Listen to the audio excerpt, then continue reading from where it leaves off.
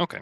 All right. I'll start talking anyways. The initial introduction is something that is good for housekeeping, but maybe not the most important part of the webinar itself. So, welcome to this webinar on GFTS, which is the Global Fish Tracking System developed by Development CD from Marin Simula for the DestinE Platform. Today will be a very informative webinar on how the service actually works and what is its potential for fisheries management and marine conservation planning. As I said, this is a service that has been developed for the DestinE Platform. So you can see here, this is the page for the GFTS service on the DestinE Platform, which you can access from accessing the DestinE Platform itself for free. So if you are a registered user of the DestinE Platform, feel free to go check out the GFTS service after this webinar. And if you're not, then consider applying for the DestinE Platform access. Now, to see what exactly GFTS is and what it does, I will be passing the ball first to Daniel Weissman from Development Seed, who coordinated the development and integration of GFTS into the DestinE Platform, who will then present his colleagues from IFREMER and Simula, Mathieu, Tina, and Anne. So thank you very much, Daniel. I'll be passing the ball to you. Thank you, Diego, and welcome everybody. Just share my screen. Okay, welcome to the GFTS Roadshow webinar also from my side. We're very happy to introduce our use case that we've worked on for now about 2 years overall. So GFTS is a system where you can develop fish tracks or do fish tracks modeling based on your fish track biologging data, and then visualize it and intersect it with digital twin data from DestinE. And so the purpose of this webinar is obviously to introduce the fish tracking service, but we'll go a little bit into depth also in how to actually get your data into the system if you're a biologging specialist or if you have biologging data. And also we're very thankful for the funding from the European Commission, ECMWF, ESA, and EUMETSAT. So we're going to start by introducing what fish track reconstruction is and how to use the system, why the motivation for everything. Then we have a section about how to use the system, how to do the modeling itself in our scalable environment. The scalable environment is not part of the operational service that you can just sign up for. The reason for that is that it's pretty compute intensive, but if that's something that is of interest, you can reach out to us, as we'll explain throughout the webinar. And then we'll make a demo of the GFTS decision support tool, which is visualizing the outputs and shows the intersections with the digital twin data. Okay, so with that, I'll pass it to Mathieu to introduce why GFTS is important. Hi, my name is Mathieu Volez. I'm working at IFREMER, and I will explain why we develop GFTS. So next slide, Daniel. So the challenge we want to address is about advancing in marine conservation. So you have to know that fish have habitats, essential habitat, where they realize their function to complete their life cycle. So these habitats are feeding ground, growing area, or spawning ground. And you can find high concentration of individual on those restrict area, and for instance, on spawning ground. And when these different habitats are geographically distant, there are connectivity between them that goes through passive or active migration. For instance, between spawning ground and nursery ground, you got pelagic drift, and between spawning ground and feeding ground, there are active migration from individual. And those are completed to ensure that you complete the life cycle of the fish, and this ensures the sustainability of your population. So for biologists, you need to understand the movement, the behavior, and the connectivity, for instance, of adult fish resources, but the geolocation model are challenging to handle. So And for the decision maker, you need to establish effective protected area for fish conservation and marine spatial planning, but they lack evidence on essential fish habitat. So GFTS want to address those challenges and to provide new tools for biologists and decision makers. Next slide. So what bring to GFTS to you? So our idea is to help you to reconstruct fish track using biologging data and complex geolocation modeling. And once you got those track reconstructed, there is a visualization web interface to explore these individual track or to do some statistical among many individuals. For instance, to get some seasonal habitat that compile different tracks together. And we can also investigate future environmental conditions that can be found on those habitats. So you will be able also to learn more about fish movement ecology.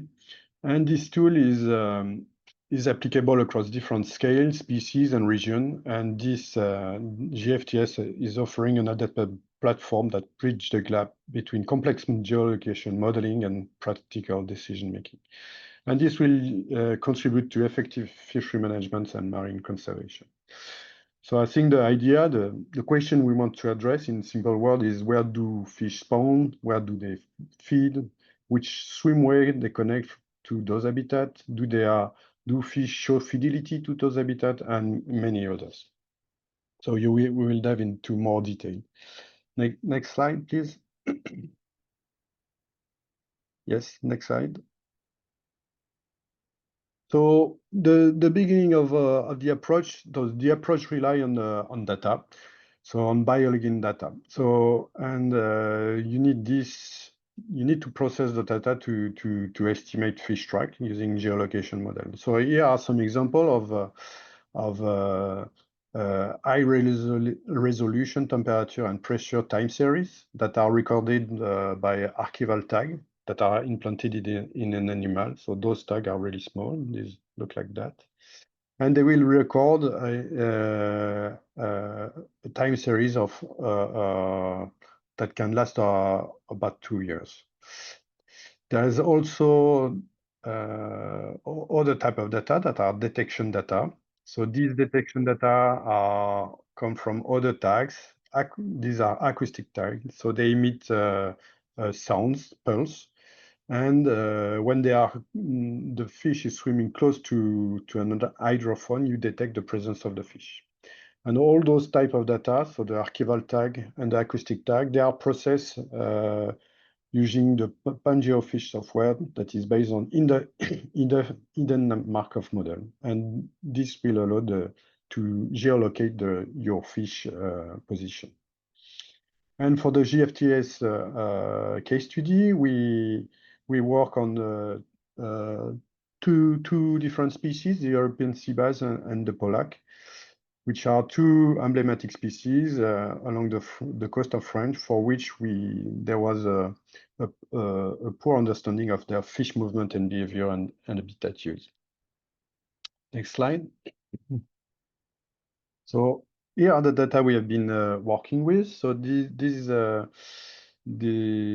Ifremer did some tagging survey over many years since 2010, and we have been tagging sea bass more than 1,400 sea bass.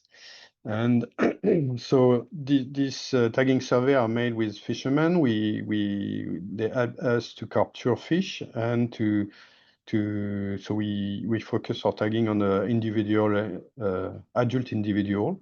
So these are fish that are larger than 41.5 centimeters, and we use archival tag that record temperature and pressure for up to 2 years of battery life. And you got data, temperature and pressure sensor every 90 seconds. And these fish have been tagged on several surveys from Dunkerque to Cap-Breton over the past years. And there was, next slide, please.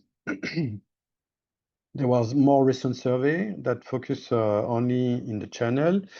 And for this survey, which ran in 2022, we also implement acoustic tag in fish so that we can have a detection along a network of underwater hydrophone. So you got those 3 surveys that were made in Iroise, Armor, and Seine, and Baie-de-Seine. And on the figure at the bottom, you can see also the network of hydrophone that were deployed in the English Channel to track fish movement. Next slide, please. So we tag fish. We work with fishermen. Fishermen capture the fish for us, and then they bring it back to another vessel over which we have all our material to do the tagging. So we first put fish in the tank to stabilize them, and then we anesthetize the fish and implant tags. So either acoustic tag or archival tag or both. And then we wake. We release the fish in a tank and we wait for them to wake up. Then we keep for a while, as long a time period for which they recover. And then we release the fish in the open ocean. Next slide, please. So then the fish swim and make its life. And but the purpose with archival tag is that we need to recover the tag. So we make a lot of communication around this tagging survey to make aware the fisherman, the professional or recreative fisherman that some tag have been fished and we need to recuperate those tags and the data they contain. So with this tag, then we'll be able to reconstruct the fish track, and we'll be also comparing the fish track with acoustic detection to improve our reconstruction. So when we do advertisement, we advertise through various media. We use poster, mailing to fisher and stakeholder along the French coast. We also make advertisement in the other country, so English, the UK, the Spain, in Spain and Belgium, so that if a fish is migrating far away from his release site, we can get the tag back if it's recaptured. And to promote the recapture, we give some reward. So it's 100 euro when we got the fish back and its tag, and 50 euros only we get the tag back. Next slide, please.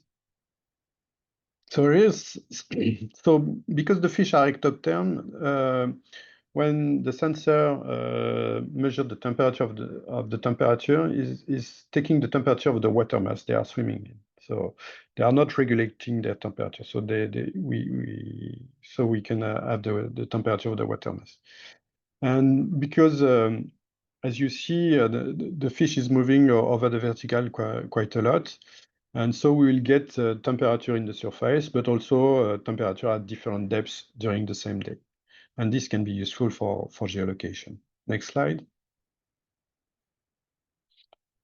Here's acoustic data. So acoustic data give you the presence of a tag fish when he's swimming close to underwater hydrophone. So here you got a figure of how an hydrophone look like. So it's a mooring system that's lying on the sea floor, and you will get a receiver that will capture the presence of the fish when the fish swim nearby and emit a unique signal. So all those receivers are deployed along the English Channel, and you got some example of detection on the bottom right figure. Next slide. And so when you got those raw data, the idea of the model we use is to evaluate whether or not the depth temperature measurement conform to expected temperature and bathymetry conditions that are at a given position. So for that, you need some reference geophysical field. And we, in GFTS, we are considering two type of data, which is the temperature at depth and also the bathymetry. So we take those data on Mercator Marine Services or either on the DestinE platform. Next slide. And all those, so the data from temperature and pressure will be compared using a hidden Markov model. So this hidden Markov model is made of two parts. There is a dynamical model that describes the temporal evolution of the state sequence, which is the fish position. So the fish position of a given day depends on where the fish was the day before. And the observation model resort to define an observation likelihood at each time step. So you will compare what was observed and measure in the tag with those reference field, and you will try, the model will try to minimize the difference between the two. And this will allow you to reconstruct and to estimate the track of the fish. So either the most likely path or the mean of the a posteriori distribution is probability distribution of the state sequence. Next slide. And I will pass the floor to Tina to talk about the PanGeoFish software. Thank you. Thank you, Matthew. So this is Tina. So I will talk about how to use PanGeoFish. Next slide, please, Daniel. So to talk about how to use PanGeoFish, first I think I will explain a bit more detail on what is PanGeoFish. So the PanGeoFish is a Python software package that's making the fish track modeling, as Matthew explained all the theory of it. And then it will convert this the fish biology data that scientists like Matthew collected into this geolocated tracks. So it's an open source package which is production ready for this GFTS, as shown in the GFTS project. Next slide, please. And the PanGeoFish software, it's based, as Matthew said, it is based on HMM geolocation model. And then we have chosen a PanGeo ecosystem to embed this model, because the PanGeo is already established community, which and we'll talk about it on the infrastructure part a bit more in detail.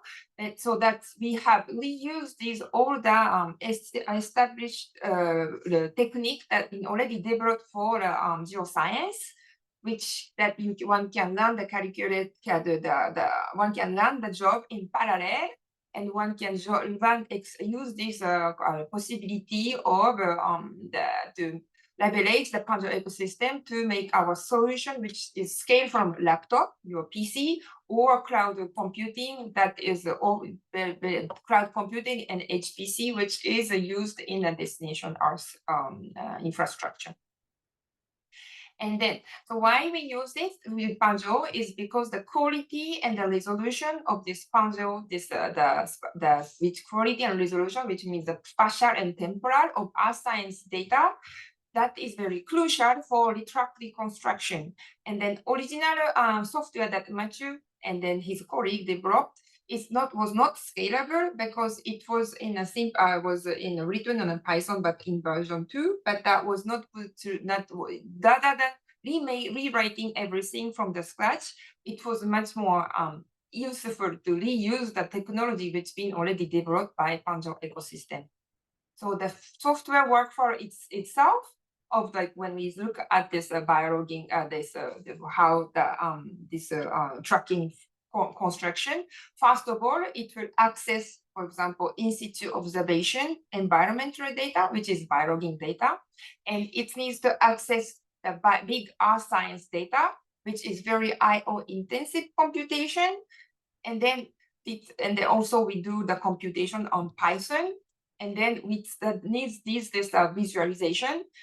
All of these key technology that's already exist in Panjo. So we leverage this Panjo ecosystem to make biologging data analysis cloud ready, and also the workflow in a fair, findable, accessible, and interoperable, reusable. That is the base of the Panjo ecosystem.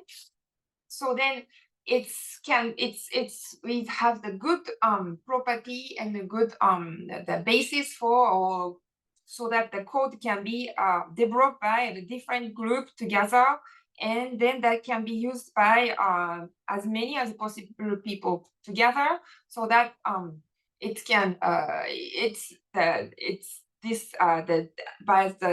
biologging data such as biologging data, which is very precise data, I think, that can be really leveraged with our science data. Next slide, please. So before talking about the detail about Panjo fish, I want to talk one about the grid system that we're using. So we are using a grid system called HealPix for GFTS, which is so first of all, what is HealPix? As you can see on the left, the Earth is often referred as a latitude and longitude. But if you grid with a latitude and longitude with equal space, all these squares are not in an equal surface area. And then this equal surface, having an equal surface is very important for treating this HMM model.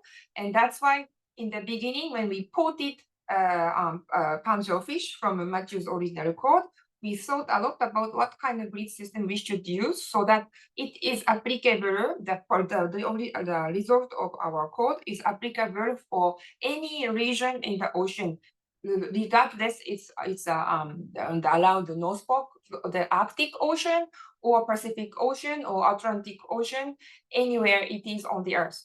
And to do that, we chose to use a grid system called HealPix, which gives us an equal area property. And then because we are based on this grid system, our Panjo fish software is applicable for any region of the ocean in the world. And then luckily, the Destination Earth project, they also using HealPix grid system for their climate twin data that we use on GFTS to make a future, to compare the fish the probability distribution with the future climate data. Next slide, please.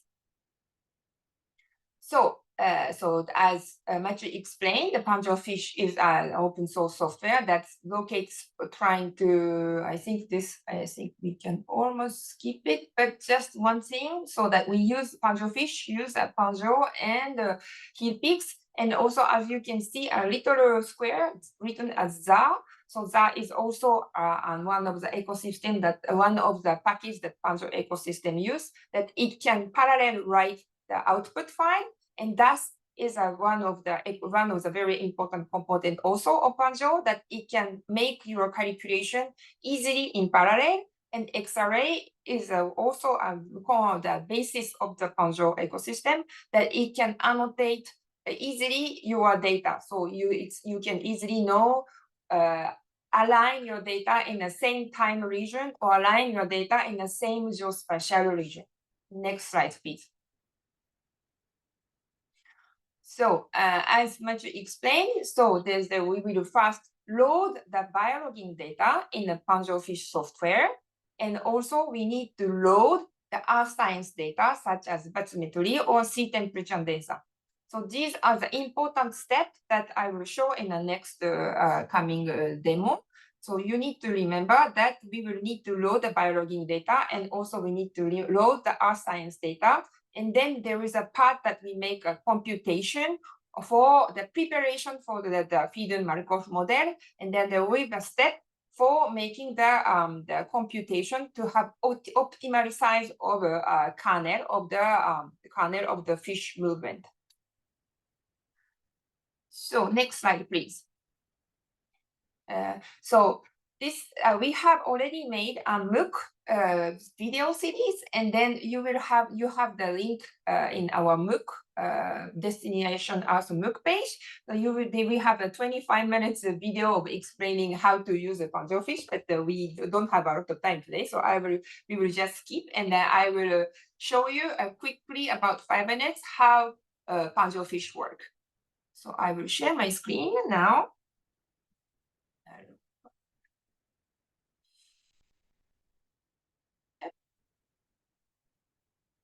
So first of all, the panzerfish software is available on a GitHub location called GitHub panzerfish. So panzerfish itself is our organization page on the GitHub, and then we have also a documentation of how to install, how to specify your biologging data, and then how to use the panzerfish and all the API references. So please have a look when you have time, and then try to learn it from there. And then, so I will show. So this is the GFTS panzerfish, the GFTS Jupyter Lab infrastructure that you can learn the panzerfish. So after you can, once you download, you start this infrastructure, the infrastructure which will be shown by Anne in the next part. Once you start this infrastructure, you can install the panzerfish as described in this documentation that I just showed.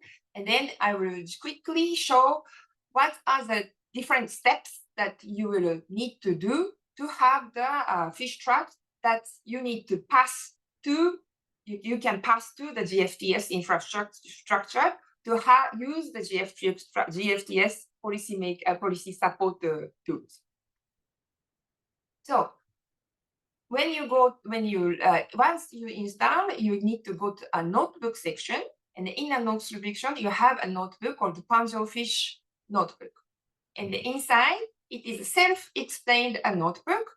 And then all you need to do is execute this notebook according to the description which is inside. So first, there are 9 important workflow we have. So first is like you define the configuration. So you will tell what is the name of your tag, or where you can where you put your tag data, and then different that I will show quickly afterwards. And then next part is the comparing the reference data with this tag information. And then once we do the next part is the regrading all the grid system to the hill peaks that I just explained.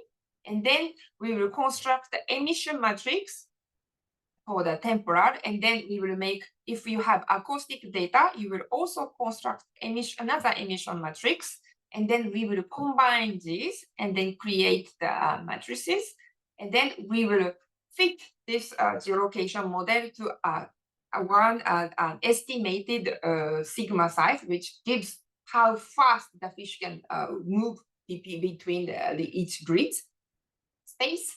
And then in Zen, we will calculate the state probability, which the results that we need to give it to GFTS infrastructure, the GFTS portal. And then we can also verify by making visualization. So first part, initialization, and we will need to make certain installation process. These kind of cells, you just need to execute it by clicking, for example, the shift and enter, and then it will all make the calculation automatically. So, for example, in these first cells, what we do is like we put the name of the tag, where is the tag, the example, this is the example notebook. So we share certain tags that we use in the Inframer's repository so that you can just execute this and you can reproduce what use this. And then based on that, you can apply this data flow to your tag, for example. So in this case, I described where the tag is, where are the reference model is, and then also I describe where I put the output of my simulation, and I describe also where latitude and longitude that we think the fish would be swimming inside, because if with that we can limit the computing resource, and also we also define what is the resolution that you want to use. In this case, we use the resolution called 12.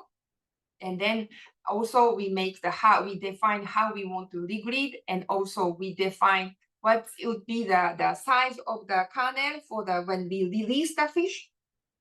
And then we will say what would be the estimation of a probability that the declared recapture point is very precise. And then there are different, and then we will say like as a result, we want to have like a mean track or mode track. That's I will show you later. So once we define this kind of details, and then you just need to each time type the shift and enter. And I would probably not have the time to do all the shift or enter now, so I will just quickly show. For example, in case of this, you have you can also have some interactive visualization, and then you will see how the tag data are. And then afterwards, so you can click here the table of contents, and for example, you can go to the number 2, section 2, to compare the reference data and the DST, this part, and then you will see the difference calculated, and then what's the average difference in time, for example, and each steps of making a visualization is validating your computational process. So I will just skip all the part, because then you just need to look at the YouTube video that we shared for them, all the small details. Then so this is, for example, show verifying the acoustic detections. Voilà. And then there are a lot of explanation inside. So and then once we calculate we optimize the size of the kernel, which represent how fast the fish is moving in your grid system. We will compute the state matrix, and once we compute the state matrix, we calculate we verify the computation, and then we can have the track.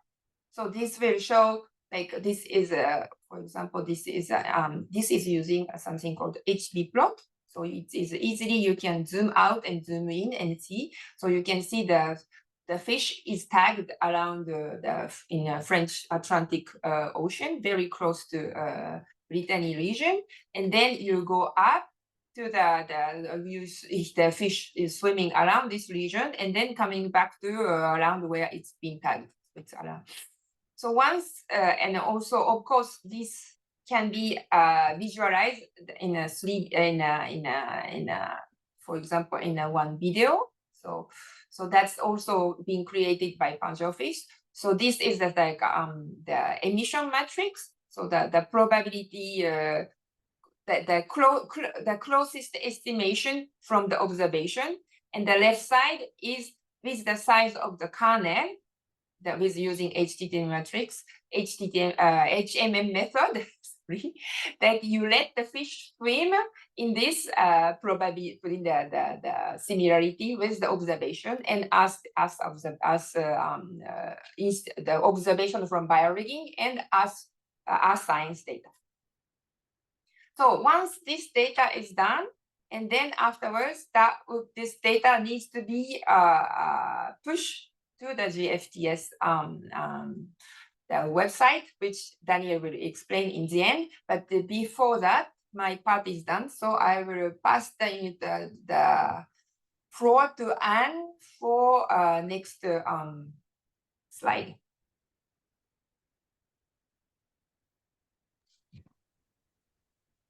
Thank you, Tina.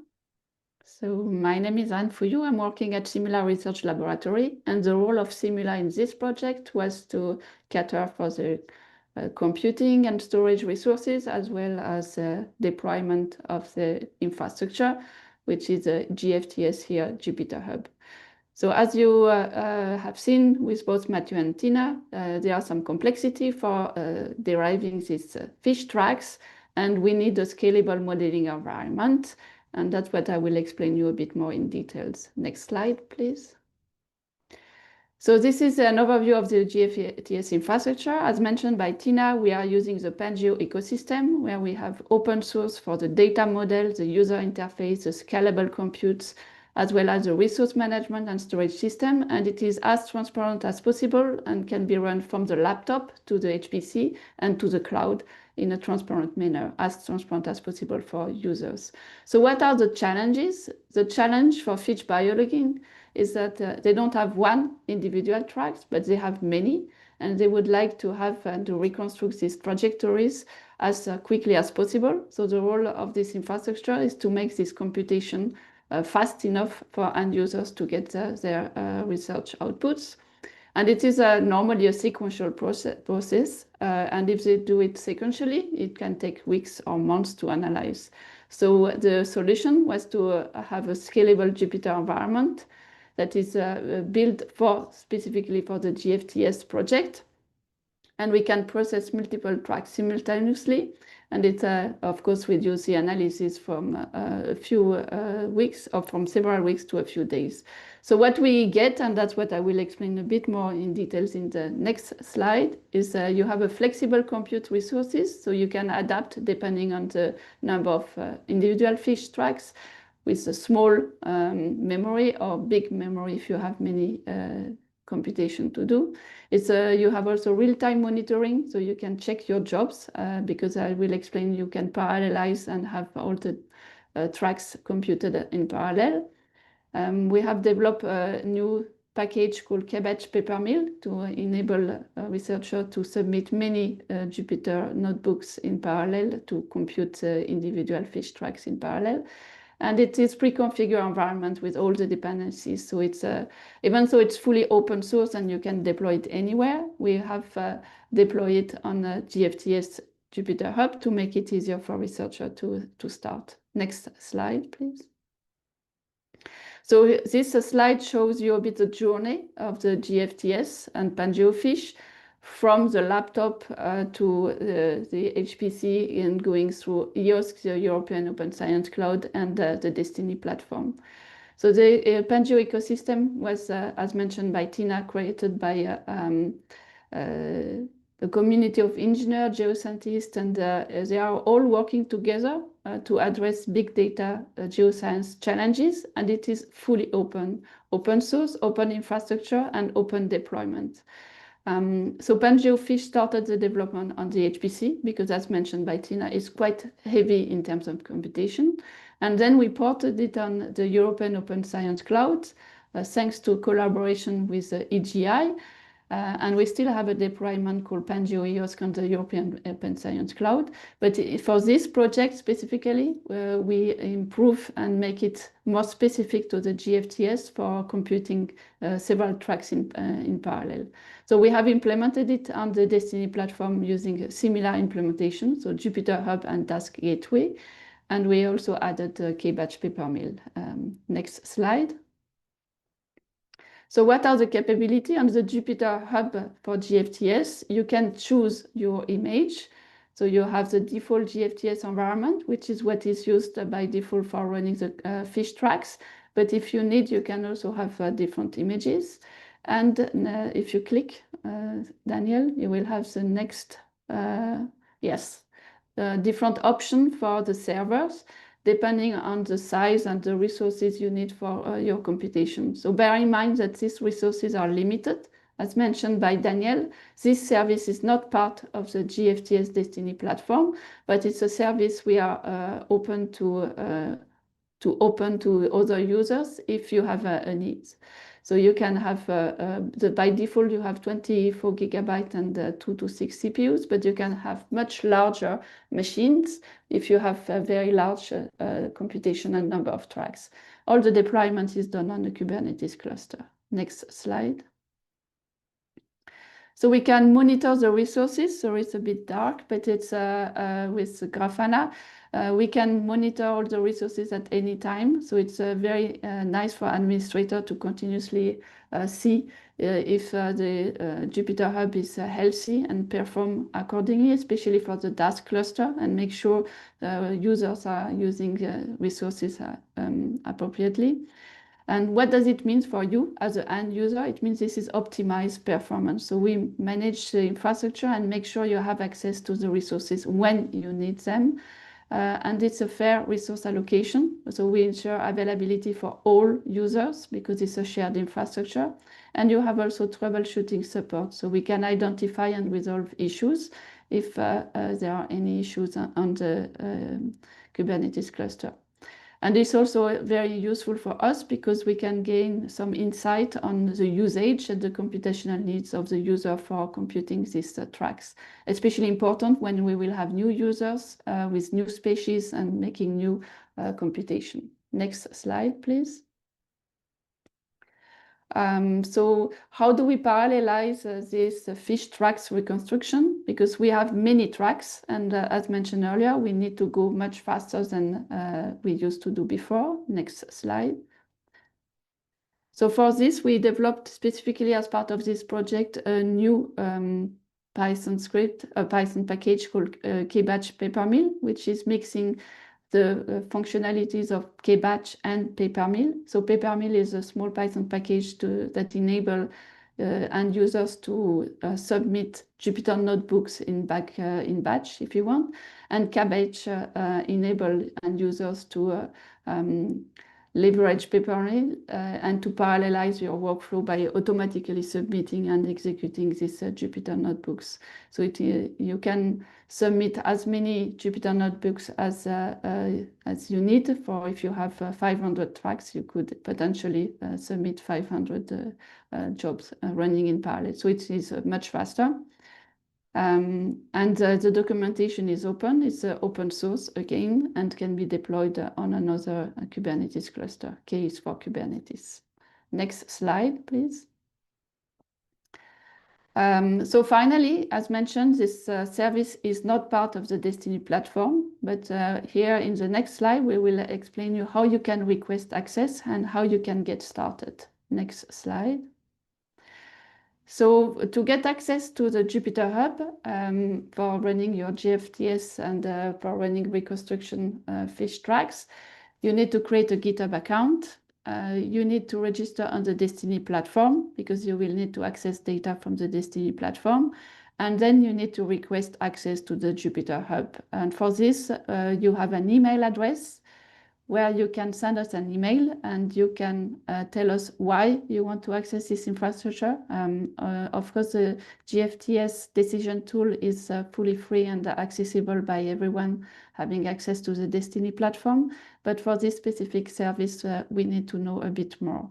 So it's an on-demand basis. It's subject to resource availability, and we will assess your request. So what do we evaluate?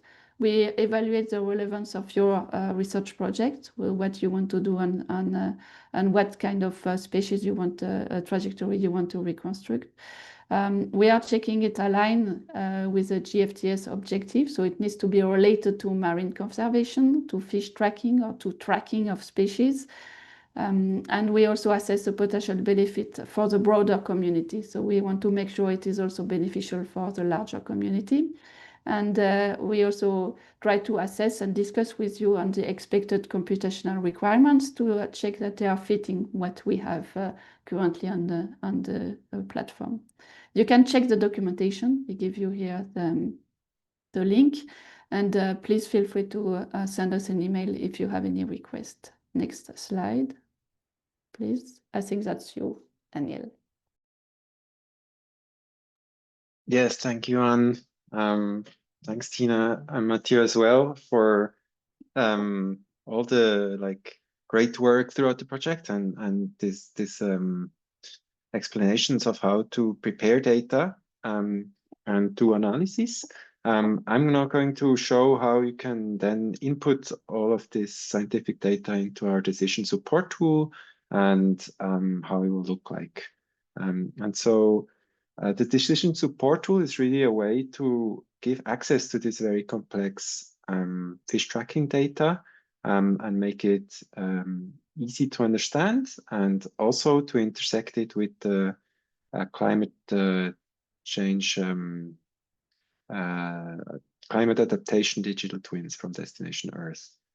So this is an operational service that you can access from the DestinE platform directly and log in with your account there. And it's also fully open source. So this is mainly a JavaScript application that's built on Next.js that is accessible, and you can see how it works. And it also, we have developed some scripts to take the fish tracking output that comes out of the PangeoFish software and all the modeling that you've just seen, and input it into, like, convert it into a format that becomes lighter and more ready for the visualization itself. So before GFTS, there was no decision support tool that would help looking at this type of fish track biolocking data online. And decisions on marine policy were made using statistical data that didn't really have a spatial resolution the way we have now with this additional data that the team prepared. And so with GFTS, we have this interactive visualization, and through that, we hope that we can now more easily take fish population dynamics into account when doing policymaking. And thanks to the climate adaptation digital twin from DestinE, we can even see some of the exposure of the current locations to changes in climate into the future. So as we've seen right from the beginning, you can access GFTS directly on the platform. So if you go there, you can just go to it. And as I mentioned also in the beginning of my section, there's a little bit of work that needs to be done to take the output of the fish track modeling, which is like pretty heavy and large and super detailed information that I think is important for, obviously, for the scientists to dig into and go into great detail to analyze the model from all aspects. But these files are too big to be easily visualized in an interface interactively. And so we've spent quite some effort in collaboration with Ifremer and Simula to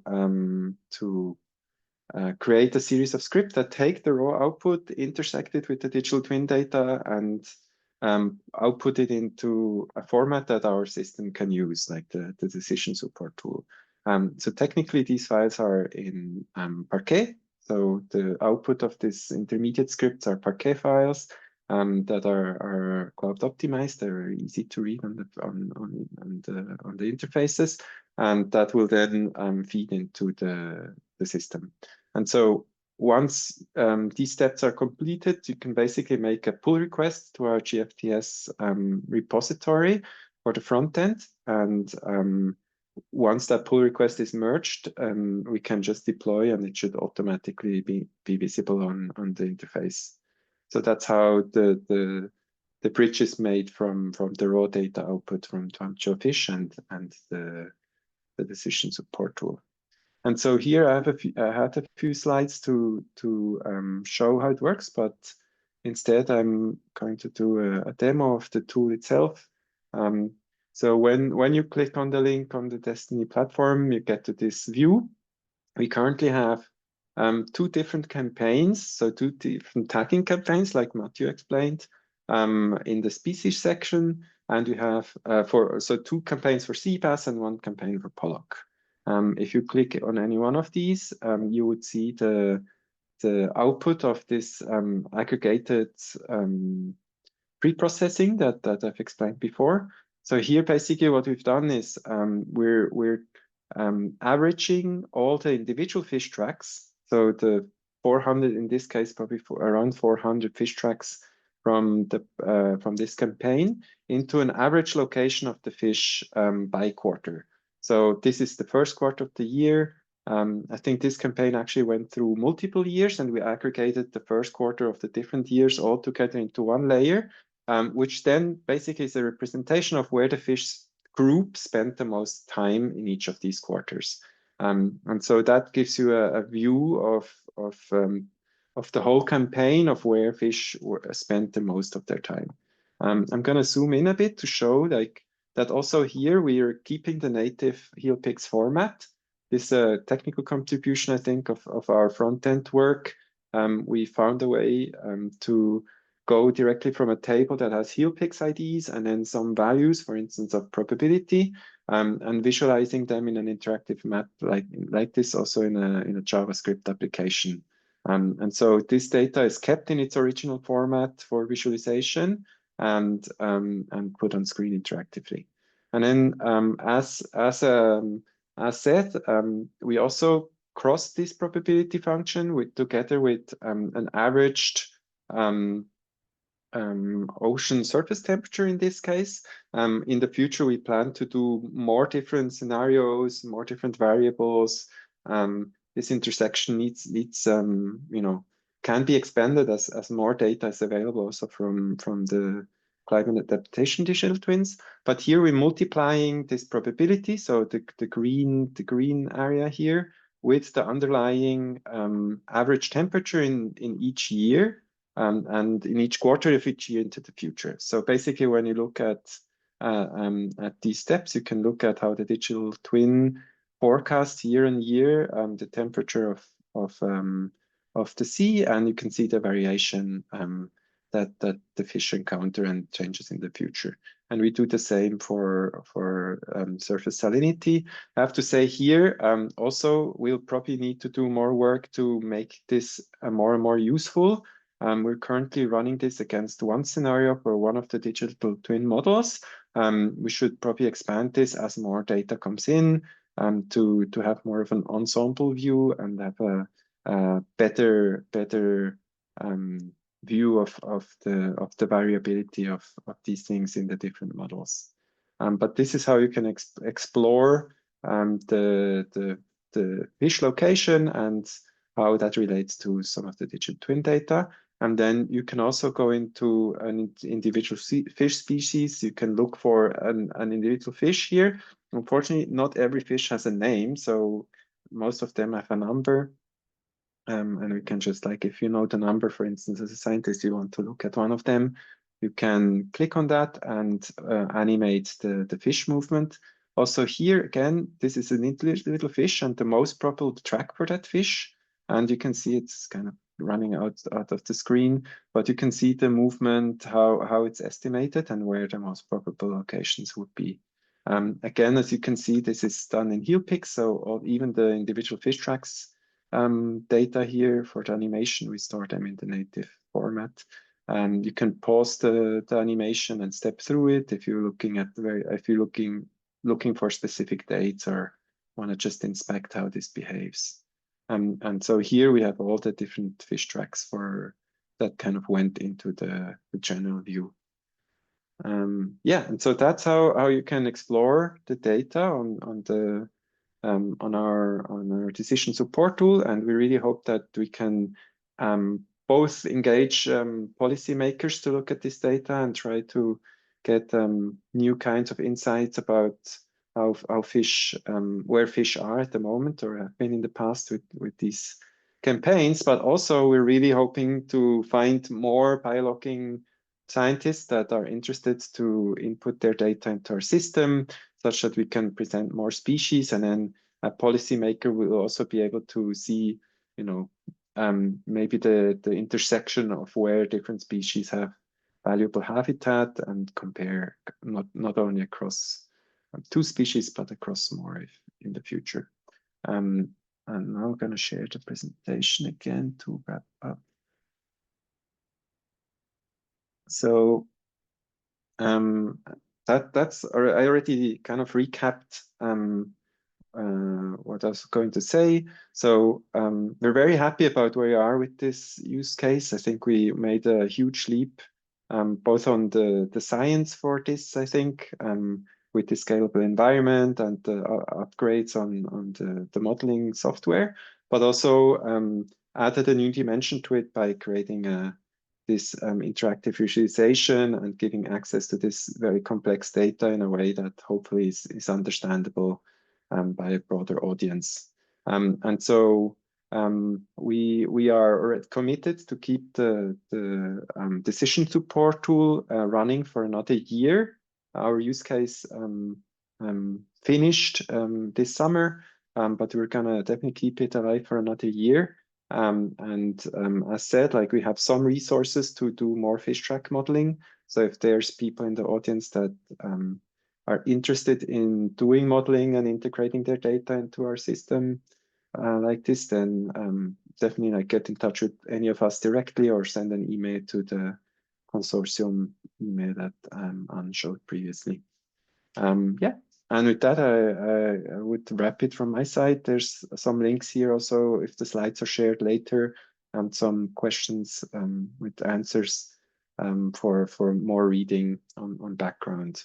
Yeah, so with that, I thank everybody for the attention already, and we have a little bit of time for more comments from any Tina, Mathieu, Anne. I don't know if you want to jump in with anything that I've missed, and I don't know if there's questions from the audience.